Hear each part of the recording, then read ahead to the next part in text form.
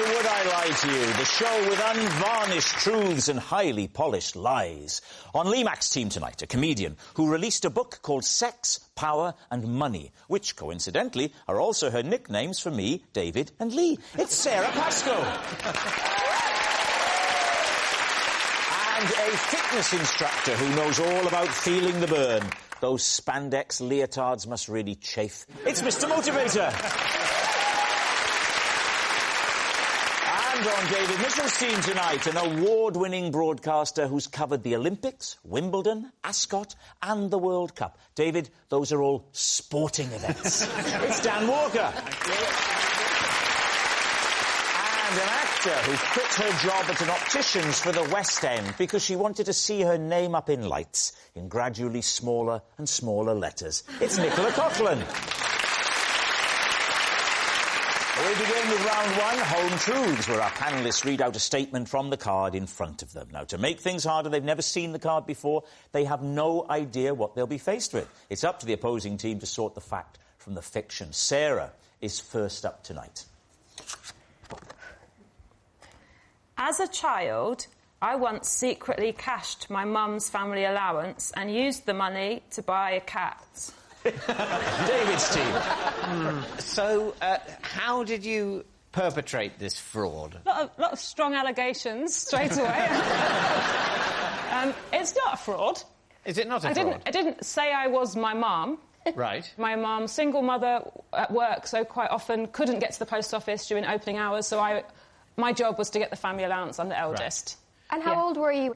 11. I see. So you were permitted to collect the money. Yes, what yes. you weren't then authorised to do by your mother is to spend it on a cat. Not explicitly. So it's not fraud, it's theft. So what happened then, Sarah? Talk us through it. So I went to the post office. Yes. Got the family allowance. Yes. Quite near the post office, there was lots of different shops. A high street, yes, if you will. Oddly, on the way to go to the post office, I had popped into the pet shop and there were two little kittens and they were kind of all snuggled and sleepy. Very sweet, very sweet. So I went to the post office, got the money, it was about £30, and then on the way back, one of the cats had been sold and the other one was there, very lonely. Is this the story you told your mum, or is this the truth? Well, this is... We don't find that out till the end of the round. I'm getting old, I keep forgetting the format. He was meowing, he was sad, and I realised that I now was holding enough money to buy him, and so I did. How did you tell your mum? I told my mum that I'd gone to the post office as instructed, picked up the family allowance. But then when I had been walking home, it had been very windy, the money had flown away. When I was looking for the money... in the grass, I found this kitten. Did she fall for that? No. Oh. I was going to say, if she did, can we get her on that team? So what happened? Were you allowed to keep the cat? Well, for a very, very short amount of time, the cat was in our house, but my mum was looking for somewhere else, to give him away to a home where he would be properly cared for, and then she told me that he had blown away. You were only 11 and she went, oh, where's the cat? He blew away. 11 is not too young to learn the bitter lesson of how miserable life is. Can I just say this has completely ruined my card in a minute, where I will be reading out that I, in the 1990s, bought a cat off a woman in a pub for 15 quid. What are you thinking, Nicola? Does this story strike you as true? I think there's a lot of detail in it. A lot of detail, yes. Yeah. You can picture the high street, the pet shop, the post office. Yes, you've got a wonderful imagination, though, haven't you? You're very gifted in that way, aren't you? Well, I mean, we're talking about cats here. Yeah, there are no cats. No, and yet we vaguely know what we're banging on about. You brought cats to life as vividly as Andrew Lloyd Webber did all those years ago. I never saw the live show, I just saw the clip from the film. I auditioned for that film and didn't get it.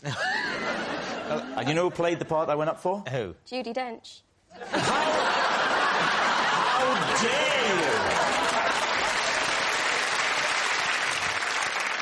you! Ray Winston. Ray Winston got the part. Dan, what are you thinking? I feel like I want to believe Sarah on this one. I feel there's an element of truth there. Well, I think the situation is we just completely believe this. Now, Yeah. if it's a lie, there's something diabolical that Sarah has done, because we've just totally accepted it. And can I just say, I'm enjoying the length of your shirt sleeves tonight. Oh, they're getting longer and longer, aren't You look like Lawrence Llewellyn-Bowen. Sarah, they're saying it's true. Was it true, or were you telling a lie? Yes, it's true. Sarah really did use her mum's family allowance to buy a cat. Dan, you're up next. Possession. There'll be a box at the side of your desk. Yeah. Take the item out of the box, put it on the desk, and once you've done that, read the card if you would. This is my sports bag, and halfway through signing it, I told Pele to put his pen down because I thought he was ruining it. Please, team. Well, that's very interesting. Is that a Brazil bag? It's actually a New York Cosmos bag. Oh, of course. So when did you meet Pele? Well, Pele was the face of New York Cosmos. They paid him a lot of money to sort of front the rebranding of New York Cosmos. And Also the face of impotence. yes, He is. exactly. Yes, that's true. Pele was put up for an interview. What year was that? Year? Probably about 2011. So you already had that bag? No, this was the bag that they gave you as like a goodie bag when you went to the press conference. Was there stuff inside it? There was some pencils and... There were. There were some pencils. There was What did he say? pencils. He said there was some pencils. I meant to say there was a pencil.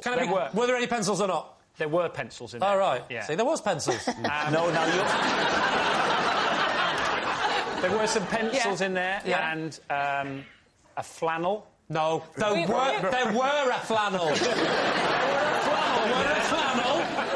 May we have a look at the bag? I'm told it's been sanitised. Let me Yeah, but he's touched it now. I've only touched the back handle. I'm going to put my arm through it like this. I've never seen you look more handsome. OK. That's interesting. If you look there, right, that says PE. Well, it's a sports bag. Exactly. Which is amazing, because the reason I didn't want him to sign it was because I wanted to use it in the gym, and now that's my gym bag with PE written on it, you see? I mean, I understand the concept of not wanting a signature if you think the bag's better, but if he started it, is it not better to finish it than have just PE? Right, so I'd taken a Brazil shirt with me. For him to sign? So I gave it to the great man, and he signed the shirt, full signature on the shirt. And I think it was like an all the best Dan Pele, OK? I didn't know his first name was Dan. I took the shirt, I turned and put it on my normal bag that I brought with me, and then when I turned back, the great man had my bag that he picked up, and without thinking, I said, "Not the bag, Pele." And, What an idiot Pele is! Put the pen down, Pele, you maniac! What must Pele have thought of you? Because this bag was given to you for free. he sort of stared at me angrily, and then he said, "No one's ever asked me not to sign anything before." Did he have a translator? No, he spoke perfect English. Really? Yeah. He does speak English. Does he? Yeah. Are you impotent? That's pretty good English if you know the word impotent. So, Dan, so at this point, they're looking at you as if... And he said, no one has asked me not to sign something before. Yeah. What happens then? I think we can see why he signed the impotence contract. Yeah. Someone just put it in front of him.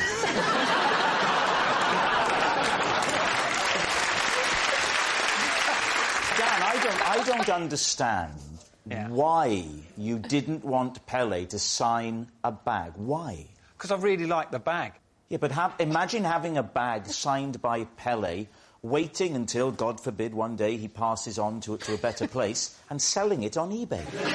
So do you have a lot of signed memorabilia by people and you're waiting for them to die? Well, all that stuff I've got you to sign. All those Peep Show DVDs, I'm not watching them, that's for sure. So, what are you thinking? Sarah, do you think this could be true? No, I don't think anyone would stop Pele signing their bag. I think it's a lie. Mr. Motivator, MBE. A lie. OK. We're saying it's a lie. It's unanimous. They think it's a lie. Dan, Yes. it's a great story. Was it true or was it a lie? I can tell you that the story is... true.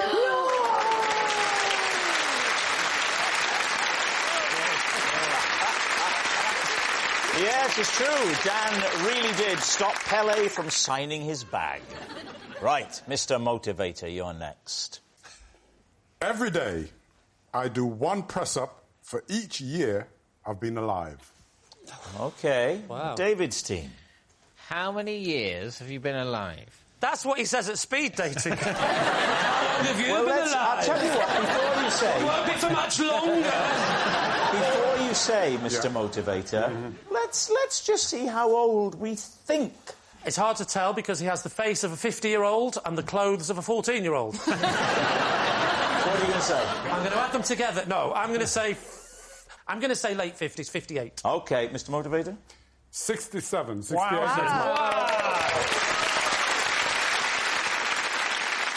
You said you're 67 and you claim to do 67 press-ups every day. Yeah. Mr. Motivator, obviously doing 67 would be inhumane. Maybe do 1 or 2, just so we can witness the technique. Well, I mean, if some of you guys would do it with me... I'm just going to say at this point, there are no circumstances under which I will do a press-up. David, what if it was a different exercise? Would you do, like, a jumping jack or a burpee? What's a burpee? It's where Victoria puts you over her shoulder and pats your back. I'm happy to do one with you, Moat. OK. Now, remember, I have a shoulder which has been in... You've got a shoulder problem? Yeah. Yeah, me too. But I'll do a few. Yeah. OK. I'll go here. So I've got to do what you're doing now, OK? Yeah, you've got to do That's not a press-up. We are warming up, you idiot. You know nothing about the body. Let's do it on the edge. On the edge? Like these, all right? Here we go. Let's go. Go. Push it. Come on, guy. I'm doing it. Come on, man.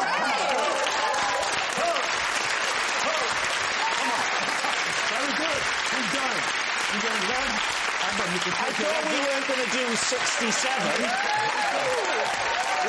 And then wide. And then wide. I'm out.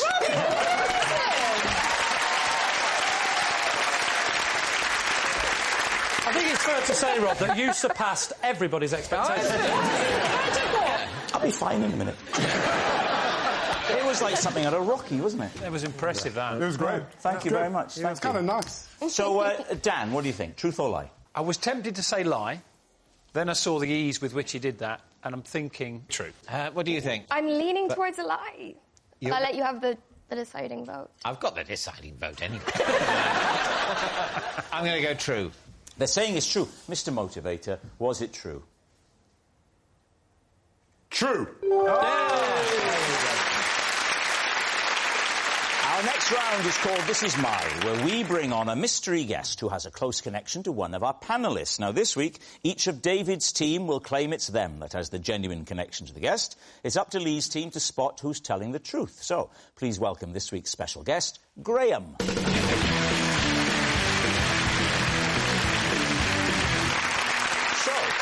Nicola, what is Graham to you? So this is Graham, and I once got him to jump out of a cupboard to scare away my hiccups. Right, Nicola's hiccup hero. Dan, how do you know Graham? This is Graham, and he is the secretary of my highly exclusive club, and the name of the club, Egg Club. Right, Dan's club cohort. And David, finally you. What is your relationship with Graham? This is Graham. He comforted me when, while visiting a model village, I suddenly became overwhelmed by my own enormousness. So there we have it. Lee's team, where are you going to start? Nicola, tell me what happened. I had a really, really bad case of the hiccups on set in Derry Girls, and it was ruining the day. Could I just hear the sound of your hiccup, please? It would be a fake hiccup, but you can. But, yes, I'd like to hear it. Okay. Just, like, had that moment where I was like, Mr. Motivator's asking me to do a fake hiccup. Like, what is my life? This is so strange. Okay. What? Oh, goodness. I don't know, did that help? That sounded like Chihuahua from a distance. Chihuahua from a distance, that's a scent, isn't it? Graham, seems to be quite a normal-looking man. Yeah. And so what was so scary about him coming out of a cupboard? No. Are you easily scared? No. So we were in this old school building, and he is the second AD. He was like, I will hide somewhere here. He was like, I'm going to get you. He told you. He told you? Yeah, like I knew it was going to happen. And the anticipation wasn't enough. You needed the shock. It was literally the only thing. Yeah. What and other it was the fact- techniques did you try before you did that? Tried to do that water upside down thing, but that's a whole crock of rubbish. Yeah. Did you hold your breath and put your fingers in your ears? Yeah. What's the point of the fingers in the ears? Because it stops air getting in your ears. Yeah. Stop you breathing out through your ears. There's air getting in there to make you hiccup again. Is that what causes it? Air going in the ears? Just any air through any orifice. What else do you have to put your finger in there? You only have 2 fingers. Well, you don't. You have 10. Did you really just say on national television, you've only got 2 fingers? No one noticed, Lee. No one noticed that. I didn't know how many I had. Nicola, did you know Graham's name beforehand? Do you know all of the crew's name when you're filming? You definitely know the second, because they're the ones that whenever you need to go to the bathroom, you have to ask them. Like you're in primary school. You have to ask them to go to the toilet. You do, and then you're really method with playing this child, aren't you? But if you have to go to the bathroom, they have to know where the actors are at all times. So there's a special code on a radio for when an actor's in the bathroom. What's that code? 10-1. Yeah. 10-1. I have no idea what it stands for. 10-1, unless you need the other one, then it's 10-2. So he jumps out of the cupboard. Yes. What happens? I knew it was happening, so I sort of laughed and then realised that they were gone. Oh. Well. Right, who would you like to question next? Dan.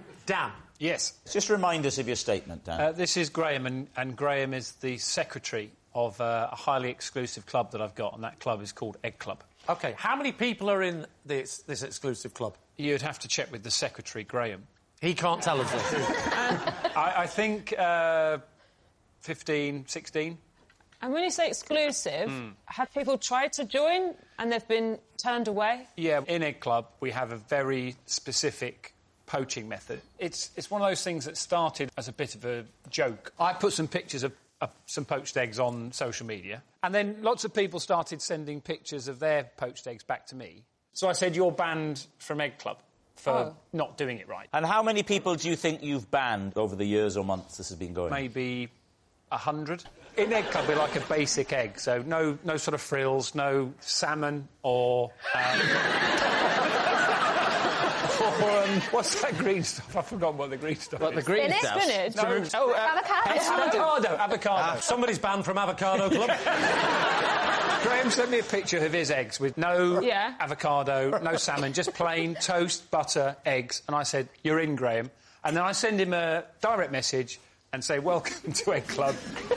And what does he say in reply to that? He says, oh, fantastic. Really? Probably about a year into Egg Club, people start getting really angry that you're banned from... So I hosted an event about a year ago, and somebody came up to me with a plate with 2 poached eggs on it, and they said, you banned me from Egg Club 6 months ago.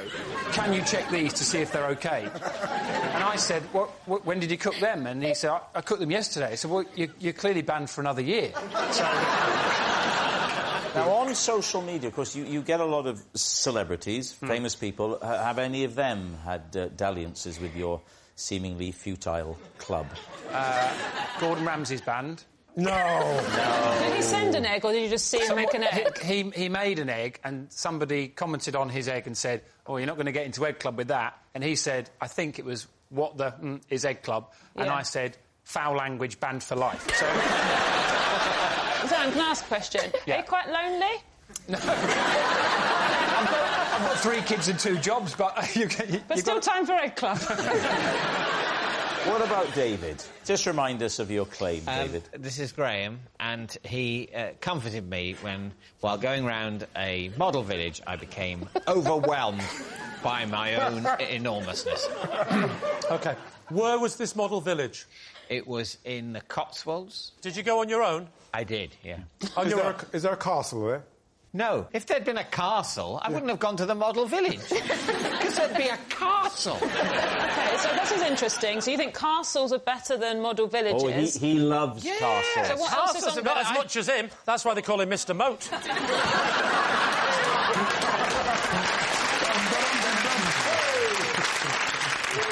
Why on earth did you go to a model village on your own? I didn't have anything to do. Was this recently? It was a couple of years ago. I was working in the Stroud area. Is that a euphemism? Well, no. OK. Come on, look, you've got the moat thing. You're fine for a couple of years on it. So I was filming something round there. I had basically a day off, so I thought I'd go and sort of go somewhere nice. And where were you when you cried? What particular part of the model village made you weep? I think I had just passed the church. Oh, that must have been a hell of a meal. There was...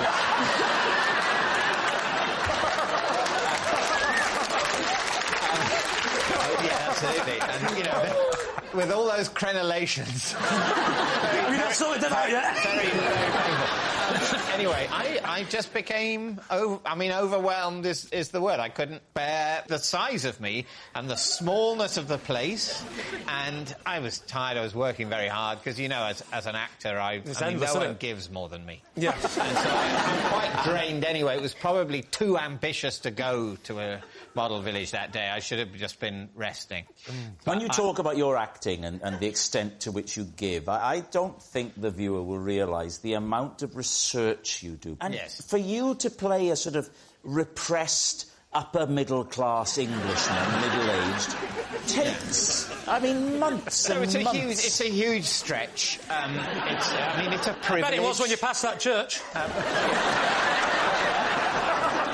It's so difficult to deal. On the one side, I'm got Rob making an assault on my whole career. On the other side, you are persistently implying that I have crapped out an entire medieval building. And I just don't know. I feel like Germany in the First World War fighting on two fronts. I'm going to turn fascistic in a few decades. That's what I'm saying. So what did Graham do exactly? Well, he comforted me. How? I had been overwhelmed, and I'd got to the point where I had to just lower myself, to at least get my head down to the level of the rooftops, because I was freaking out. The sort of sense of unearned power, the ability to smash and destroy. It felt like a bitter metaphor of humanity's predation on the earth. And I was just really... Are you saying all this out loud at the time, are you? No, I'm not saying anything out loud, but I am sort of crouching down next to, I think, a miniaturised shop with a Bovril advert on the outside. Nice bit of detail. Thank you. And Graham comes over and asks if I'm OK. And what did you say? Did Graham work there, or was he just another person enjoying the sights? He worked there. Okay. And he says they get a lot of this. Oh, really? Right. We need an answer. So, Lee's team. Is Graham Nicola's hiccup hero, Dan's club cohort, or David's model mate? Well, David is full of hogwash. Do you think? Yeah. I don't know. You come onto a programme and you share something difficult and painful, and then this is how you're treated. Is this what would happen to me on Graham Norton? I don't think so. No. I think they'd mention the book and thank me for coming.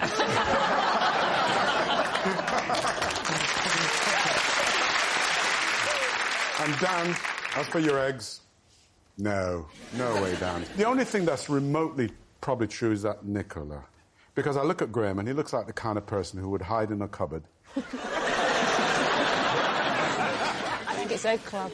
It's made me so furious, I think it's true. Do you think it's Nicola? Yeah. You think it's David? OK, I think Nicola then as well. OK, Nicola then. We think that it is Nicola with her hiccups. Right. Graham, would you please reveal your true identity? I'm Graham, and I'm the secretary of Dan's Egg Club. Yes.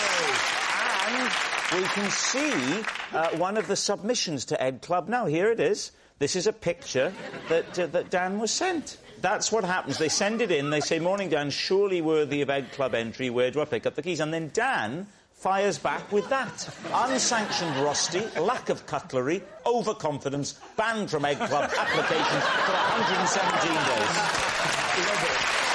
Thank you very much, Graham. Which brings us to our final round, quick-fire lies, and we start with... It's Lee. Last year, on a silent retreat, I got into a row with the rest of the group because of the snap, crackle and pop coming from my bowl of Rice Krispies. David's team. OK, what was this silent retreat that you were on, and why were you on it? I was on it because I'm quite into meditating, and I wanted to do more activities rather than doing meditating at home. I'm interested that the food at the retreat would be Rice Krispies. Yeah. It wasn't. I actually brought my own Rice Krispies. So where was it held? It was in Scotland. I went with my friend Neil, and it was in Inverness. What's the place usually used for when there isn't a silent retreat there? Is that it's a silent retreat. It's like next week another silent retreat. It's like... Yeah, you know that when you go to Disneyland and you go, what's happening next week? And they go, next week it's still Disneyland. OK. Week after, Disney. All right, next year. No, Disneyland. So there's a silent retreat in Inverness. I've never heard about it. How on earth... You wouldn't, would you? Can you tell somebody at a silent retreat that you're angry that their food is making a noise? Oh, but just by giving them a look. Tell you what, you start with your Rice Krispies, right? I'll be another gullible idiot who's handed over money to stay at this place. What are you doing now? I'm shaking the Rice Krispies into the bowl. OK. Oh, sorry, are you in character? Yes. Oh, in that case, ask me again. Well, I can't ask you if something... Well, I'm not the one who's... You're the one who's making the noise.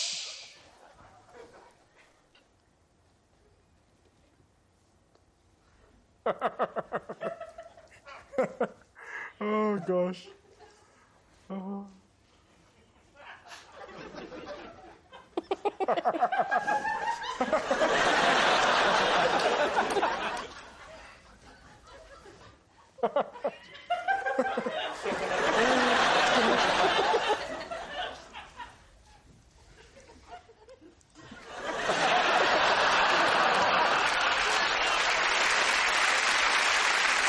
So that was the tension. And what were they eating for their breakfast that was so quiet? Well, that was the annoying thing, because they were eating poppadoms. So what are you thinking, Nicola? I think this is true. I've known another comedian before that's been in a silent retreat. I have a vegan... Who was the other comedian? Tommy Tiernan, who's in Derry Girls. I know Tommy, yeah. He was with me. Dan, what about you? Feels like absolute garbage to me. OK, what's it going to be? True! You're saying it's true? Yeah, I'm saying it's true, yeah. I mean, that's got to be one of the two options you were expecting. OK. I'm saying true. Good. I'm saying it's definitely true. Good. Lee. Can I just say, David, I think you would suit a meditation retreat. So, Lee, is it true or is it a lie? Of course it's a lie, you pillock.